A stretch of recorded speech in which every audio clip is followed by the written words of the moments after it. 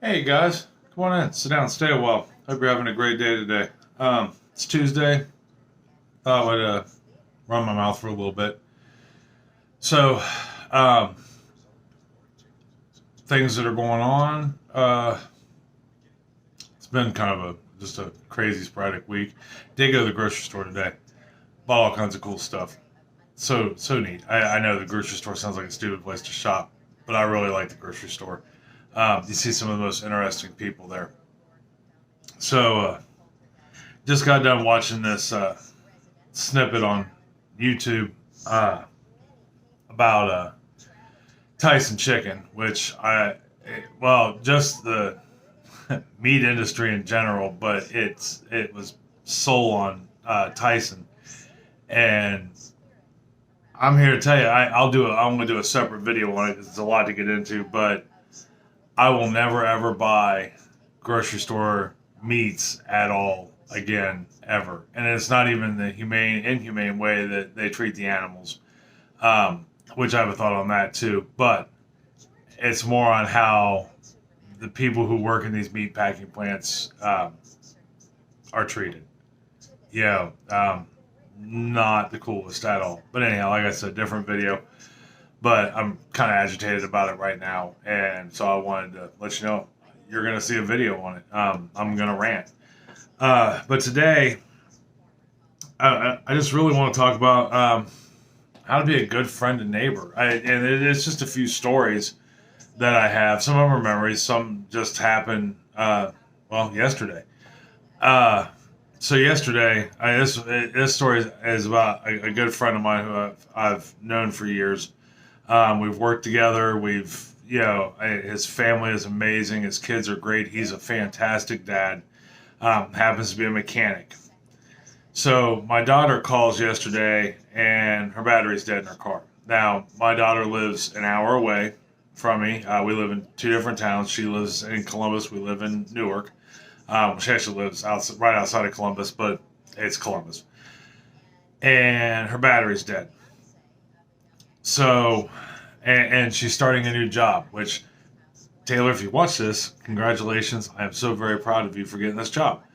Um, but first day for the job, she goes out, battery's dead in her car. So she has jumper cables in her car. I know because when I gave her the car, I made sure there was jumper cables in it. She tries to get it jumped. It just won't jump. The car that's jumping is just not strong enough. So I text my friend. His name is Josh. I text Josh and I say, I'm like, hey, are you busy? Knowing that, it's his day off and he's probably packed full because he's not only does he work as a mechanic in a shop, but he also does a lot of work out of his garage. So he's always busy. And a few minutes later, he responds. He says, well, I just got done eating lunch with my kids. What's up? And I said, hey, do you happen to have a jumper box at your house? Which is basically a really a portable battery that will jumpstart a car. And could you possibly go help Taylor out? And without hesitation, and I haven't talked to Josh in a couple months. That kind of goes with adulting. Uh, he didn't say, well, I got this to do, I got that to do.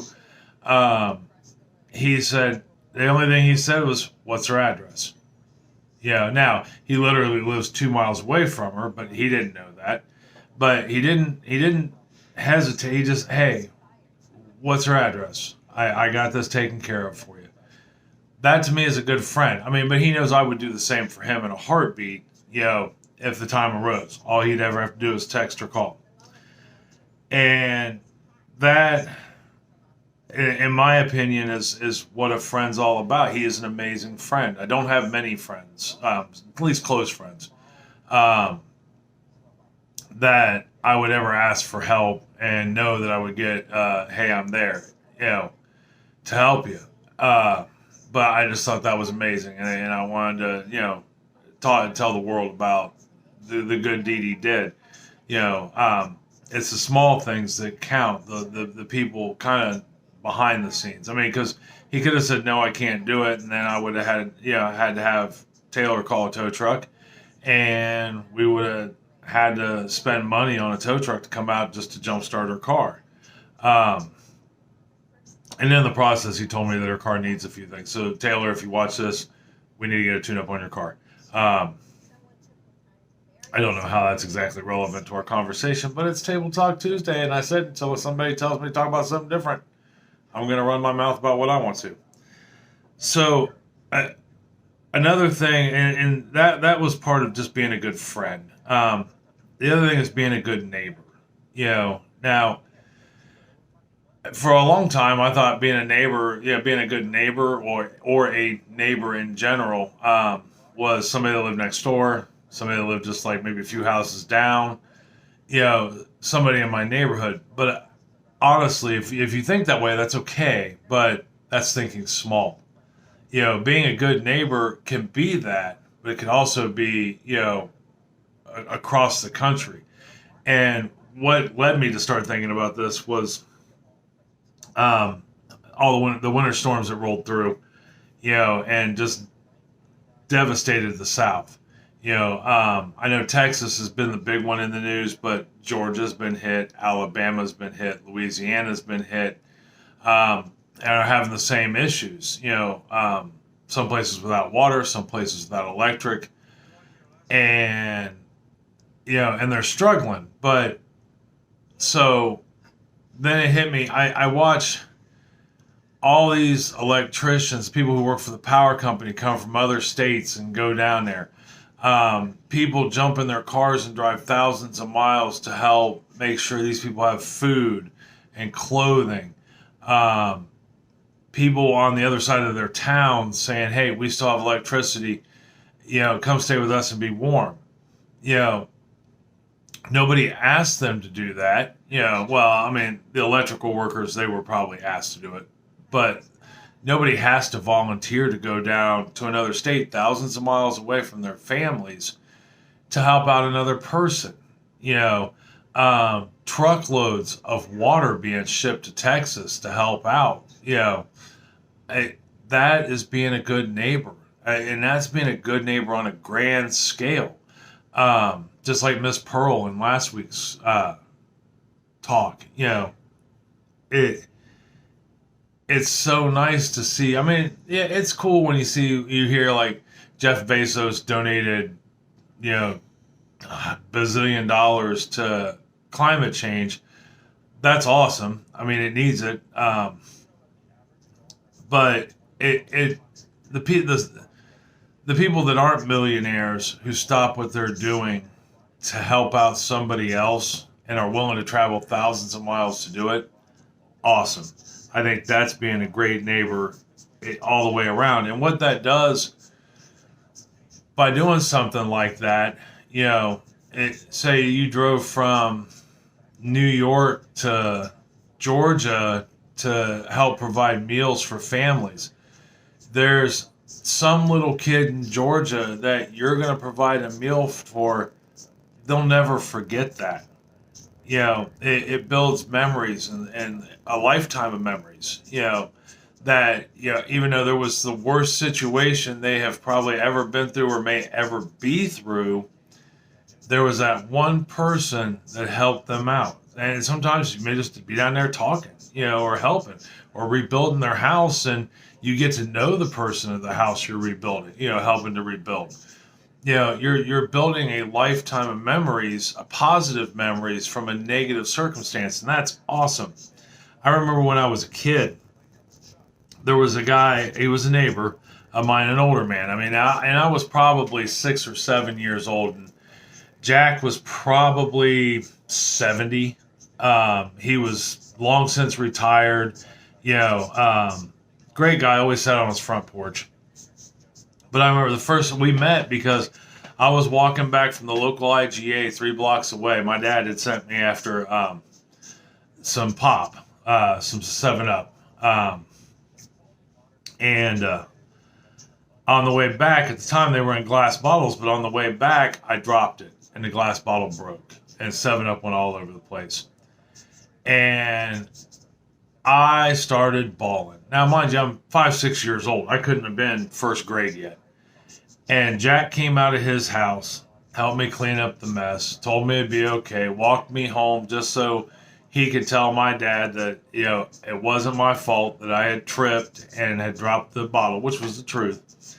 And that's something I'll never forget. I mean, and me and Jack became good friends after that. He befriended all us boys in the neighborhood, and girls, but it was mostly boys that lived on our streets, at least around his house.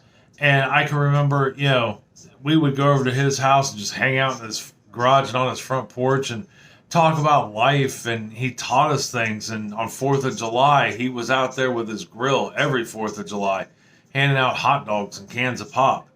You know, being a good neighbor. Even when I was in middle school and going into high school, he became my tutor at school, just because he knew I was struggling with some grades. So he went to the school and said, "Hey, I would like to help tutor, and me specifically, but he helped a couple, two, three other kids along the way.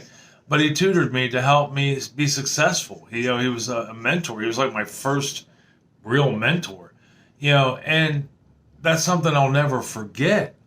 And I strive every day, although for a long time I think it was subconsciously till I was thinking about this, with Josh helping me.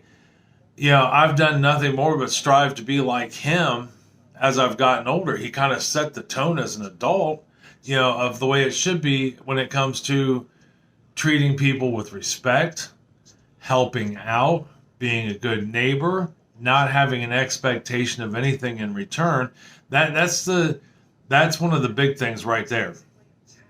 You got to have, to do things for someone's great, but you should never have an expectation in return. I know a lot of people like that. They'll help you out and then immediately go, well, since I just did that for you, then, maybe you should pay me $20. Maybe you should, buy me dinner. Now, I know if somebody helps me out, like, for instance, with Josh, the first thing I said after he said, give me 20 minutes, I'll be there. And I texted Taylor and I said, hey, he'll be there in like 20 minutes, but he's coming. And I said, okay, just let me know what I owe you for it. Because I know his time is valuable. I'm taking away from his kids, his wife. He may have been in the middle of working on somebody else's vehicle. And he said, you don't owe me anything. So in return, because I won't let any good deed go completely undone, I'm going to make him a pie. But if somebody does something for you, you should always offer something, even if it's just a helping hand when they need it. But as the person who's helping, you should never expect it. I guess is what I'm trying to say. It makes your noble deed not quite as noble, because then it's like you've got this underlining, thing about it. Like you're going to hold it over their head, like, hey, I did this and you didn't, whatever. At most, you do a good deed for them. And then when you need their help, if they're like, oh, well, the dog just ran away and I got to go to Cleveland to help my great aunt's cousin's uncle's nephew's brother. Can't do it. Sorry. Then, for future reference, maybe you shouldn't do something for that person the next time, and be a little more leery of how tight your friendship is, or, things like that. But never have the expectation that, you're going to get something out of it. It means you're doing it for the wrong reasons. You're doing it because you're a good person. But I want to bring these things up only because it's not talked about enough. You only see the good things on the news in the last 3 minutes of the news, and it's almost all bad. So, and I'm trying very hard to highlight the good in things, as it should be.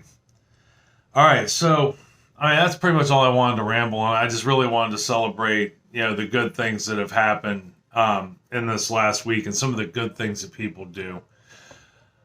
That way, we can keep it in mind and try to be better people, right? Because we all want to be better people. I had a guy I work with. We just started working together about a month ago, but he says to me, he says, why are people so mean and hateful?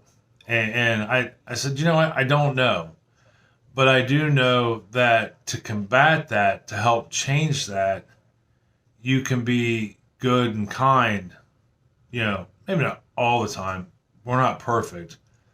But, you can be good and kind and try your best to do it right all the time.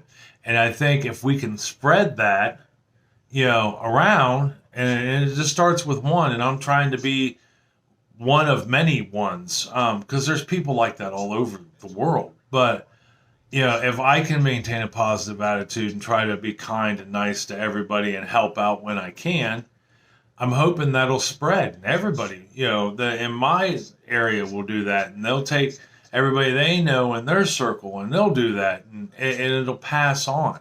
As a restaurant manager, I have that ability. I work with so many people over, long periods of time, because a majority of my employees are teenagers. They're going to go off to college. They're going to go get real jobs.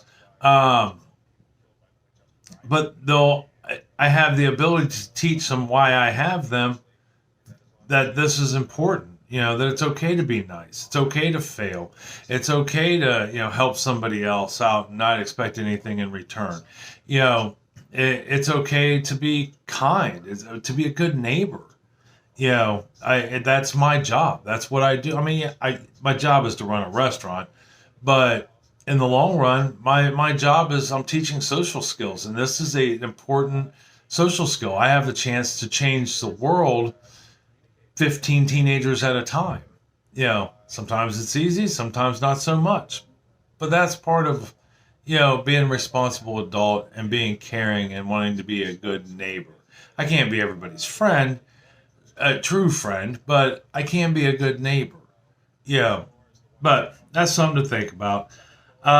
This week for Wednesday dinner, we may do pepper steak. Really like the pepper steak we made a couple weeks back, but I'm not sure yet.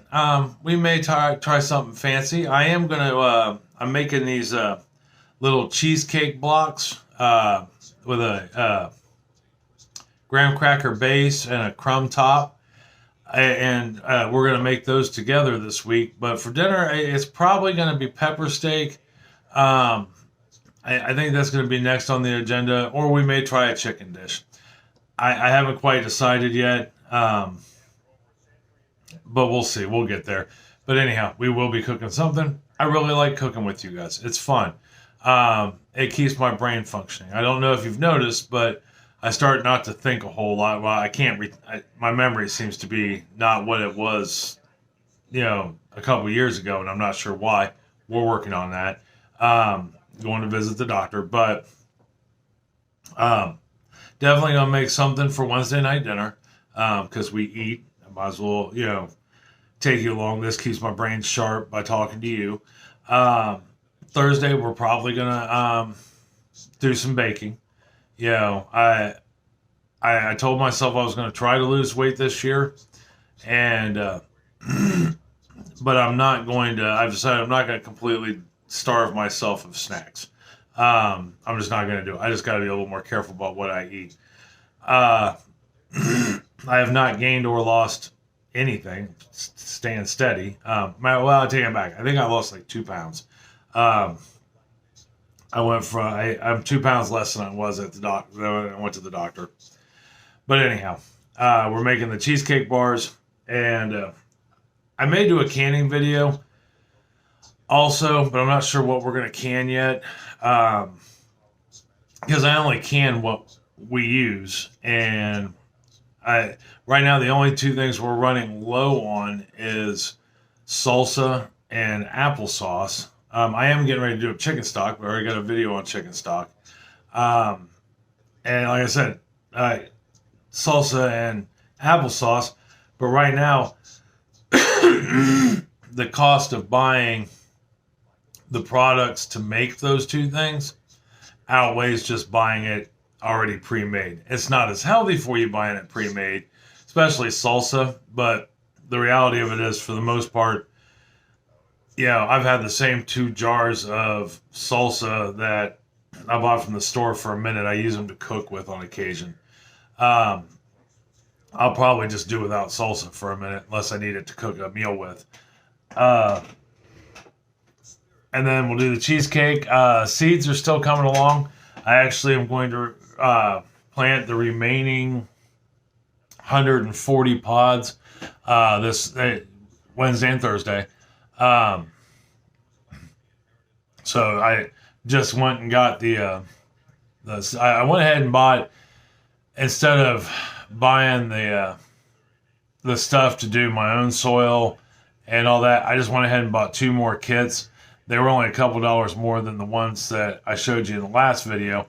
And they hold 72 pods each. So I bought 2 more. So I have space to do 144 pods now, which should take care of the rest of my seeds. And that'll give us, all our hot peppers, all our bell peppers, and our cucumbers, and then, and my tomatoes. So that way we got those going. And here in the next couple of weeks, when they start to sprout, they're doing really well. They're nice and foggy like a greenhouse should be. Got moisture and condensation on them. Still sitting on the table right where we left them from the last video. And but when they start sprouting up, we'll take a look at them. I want you guys to be a part of the journey from the beginning to when we harvest them. And then come like this fall when we start getting a lot of cucumbers and a lot of tomatoes and peppers, and then you guys will get to see how I make my salsa. My salsa is actually, this is a 3rd generation recipe of salsa, and I don't like to brag. Who am I kidding? I love to brag, but this is some really good salsa. I've never had anybody complain about it. So figure out dinner, either a chicken dish, an easy chicken dish, or pepper steak, which is also easy. And then this week we'll make some cheesecake bars. And that might be it. Oh, I am going to do a rant. I don't know if I'm going to put it out this week, maybe next week, but I'm going to film it this week on Tyson. That really just, after watching the show, or after watching the segment I watched, it's horrible. They treat their people in their manufacturing plants and their processing plants just horrible. I can't believe that they don't just regularly get sued. But I think that's it. Not a horribly long video today. I mean, it's still 23 minutes according to the timer on the phone there. And I will see you guys tomorrow when we cook dinner. All right? Thanks for stopping by. I love you. Tell somebody else you love them. It'll make their day a whole lot better, I promise. I'll talk to you later. Bye.